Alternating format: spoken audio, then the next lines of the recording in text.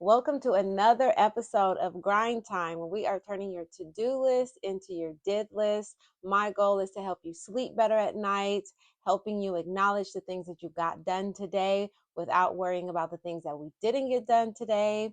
And I do this by going through my did list. I've mentioned before in previous episodes that I have turned my journal into a dual purpose. On my left side, I write down everything that I need to do as the ideas pop in my head. Just everything that needs to be done is on the left side of the journal as my to-do list.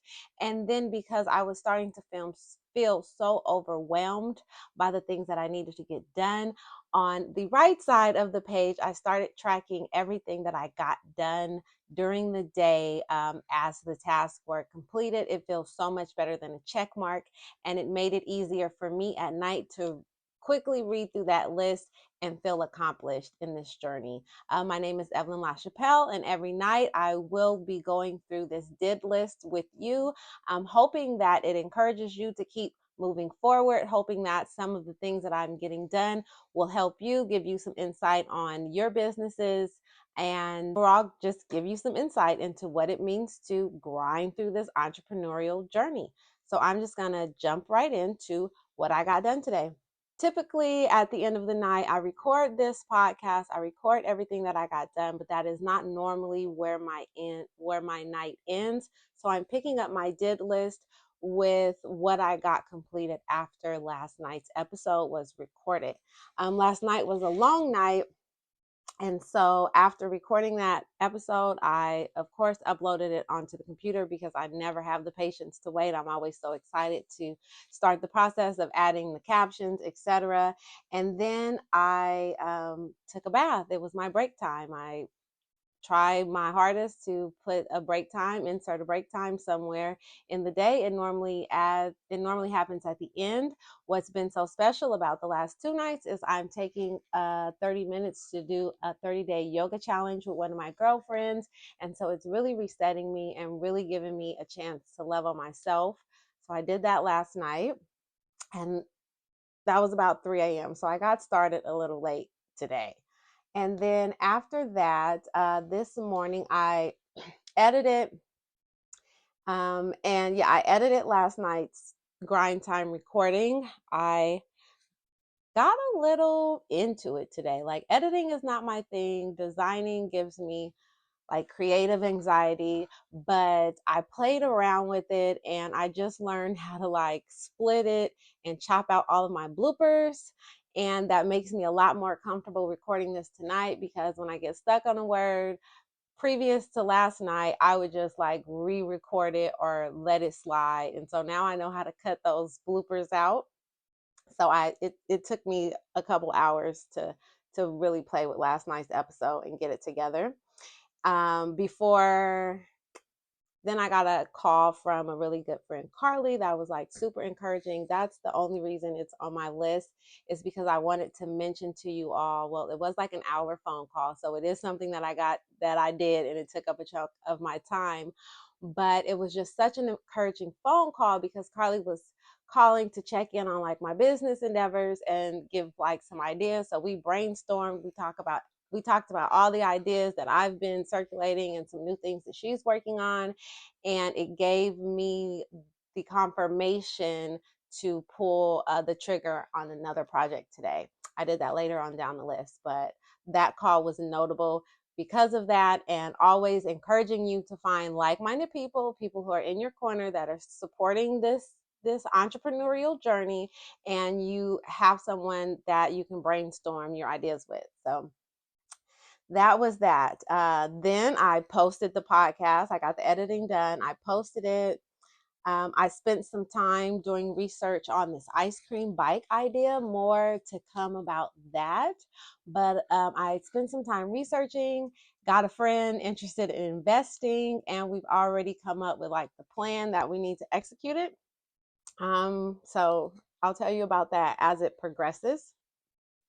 As an entrepreneur, it is awesome to have one idea that you're working on and give that all your attention, but it doesn't always happen as quickly as you need it to. And so you are needing to find other sources of income. It's the same theory that's been going on for a while. Don't put all your eggs in one basket. With employment, we often do that. But with entrepreneurship, you need to be branching out and finding ways to bring in money while you are nurturing one project or the other. So I spent some time thinking about my next idea for the summer. I stopped and paid my car note. That's never fun, but it had to get done. And then, oh, in the background of all of this, I'm working on my ads course that I've mentioned probably in every episode so far.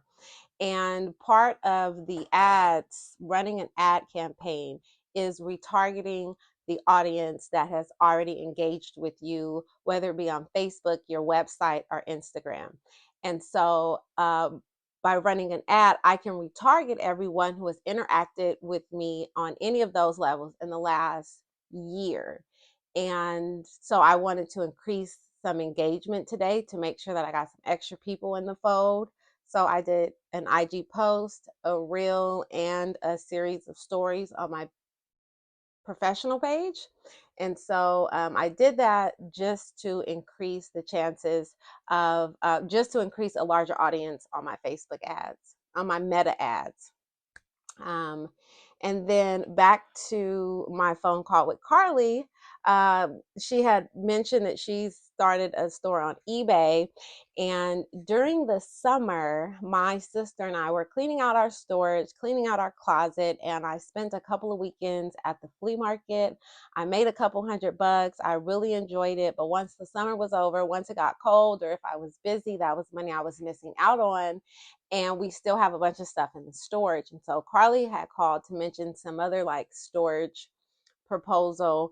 And nonetheless, we got back to I needed to be posting my stuff on eBay or Poshmark. And what had been holding me back was I couldn't decide which website was better. Do people actually shop on eBay? Do people actually shop on Poshmark? I don't, because I don't know, because I never have. But obviously, there's an audience that does. And so I told her, she was like one of my first phone calls this morning. I was like, before I go to bed, I'm going to execute on my eBay store. And so while I was sitting here editing, super frustrated because I was editing my ads. While the video was uploading, I went on the eBay app on my phone and I staged 2 photos. I've got 2 pair of boots that were sitting behind me. I'm like, let me try. So nonetheless, I posted 2 items on my eBay store, and I'm hoping to use my eBay store as another form of the flea market. I've got so much stuff that can be sold. I used to just drop it off at the Goodwill.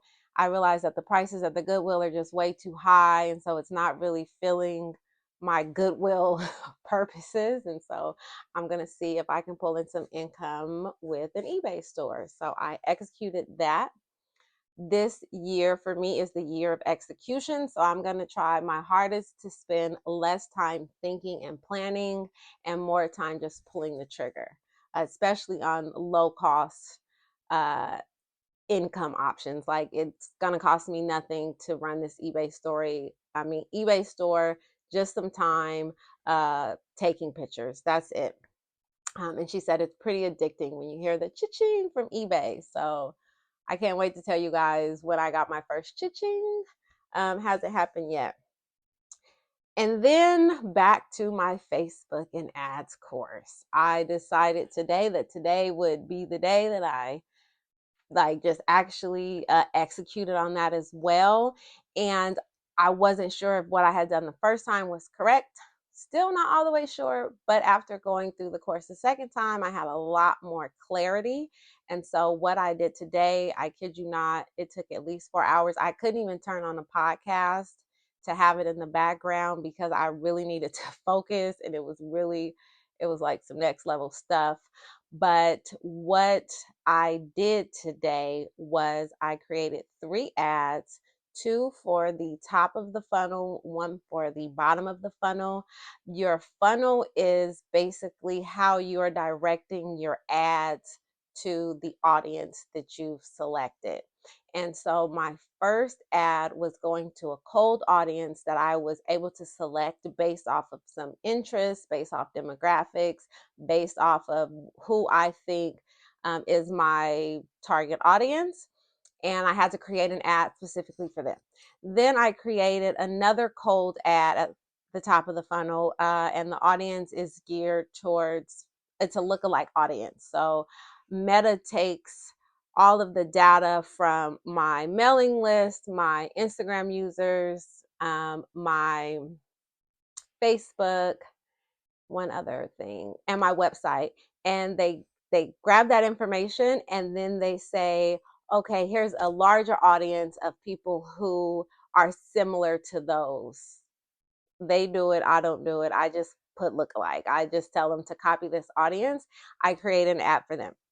And then the next step is you should move on to a middle of funnel or a bottom of funnel ad. And so in the first two, you're just trying to get engagers. Like you are just optimizing those ads so that you are getting eyes on your content. It's how it was explained to me, is that you're introducing someone to your brand for the first time.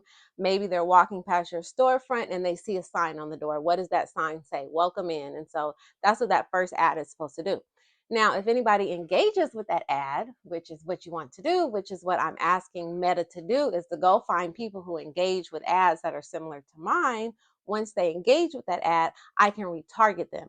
That's my middle of the funnel ad. And so I did that today. I hope, fingers crossed, not sure if I did it right, but that's my retargeting ad. So if you've seen the ad and you engaged with it and you viewed the video, the next time you open your phone, boom, I hit you with another ad retargeted to those people who view my content. And so I got that done today. That was what I've been waiting to do. So I'm running 3 ads right now at $5 a day a piece, so a total of $15 a day. Wish me luck. That is it. To do with any other notes, payment portal updated, send event. Oh, I had 2 to-do things that I really need to do today that I didn't get done. Bless my heart. And also always wanting to add or at least sprinkle in there, why am I here? What is my motivation for recording my to-do list or my did list every night, other than helping you create or turn your to-do list into your did list? Another reason I am here is to practice. This is practice for me. This is practice on consistency. And this is also just practice getting comfortable in front of the camera. I am in the works of planning a podcast with a good friend of mine, Jason Washington. We will be co-hosting a podcast together called Dope Conversations, really examining the money trail, the business side of cannabis entrepreneurship, period. We both have endeavors outside of that industry. We were both formerly incarcerated for cannabis, and we are finally coming together to interview, to just give the knowledge, to share, to invite you all into the space, to tell you how we got in the space, to tell you that there's really only a little money in the space. But nonetheless, I get a lot of questions about the industry. How can I get in? How can I get a license? How can I operate? I operate in this space without a license, so I'm happy to be sharing that information, as well as Jason. Both have experience with corporate cannabis, and so I am here practicing for that as well, getting ready to start recording that podcast in the next couple of weeks or so. And so just another reminder that everything that we're doing daily, maybe it doesn't seem like a lot, maybe it doesn't seem like it fits the bigger picture, but if you can say it's practice for this next thing that I'm going to do, it's practicing, it's giving me discipline for this next thing that I'm going to do, we can find gratitude in how we are spending our 24-hour days. Although they seem very limited, I am sure you are getting some stuff done. So I hope that this helps. If you have any questions about the ad funnels or anything else that I mentioned today, please drop it where you can. I'm trying to figure out if there's not a comment section, but there is a Q&A section that will ask you how did you like this episode? Drop your questions there. I get an alert. I can answer them. And I think that is all I have. Oh, of course, always please remember to subscribe. That is how these podcasts grow. That is how I will be able to monetize it. My goal, period, is to only be doing things that I can monetize from here on out. It's nice to work for free. That's not in my budget anymore. So please subscribe, help me monetize, and visit the gift shop at callthewheatlady.com. I hope you have a wonderful evening and good night.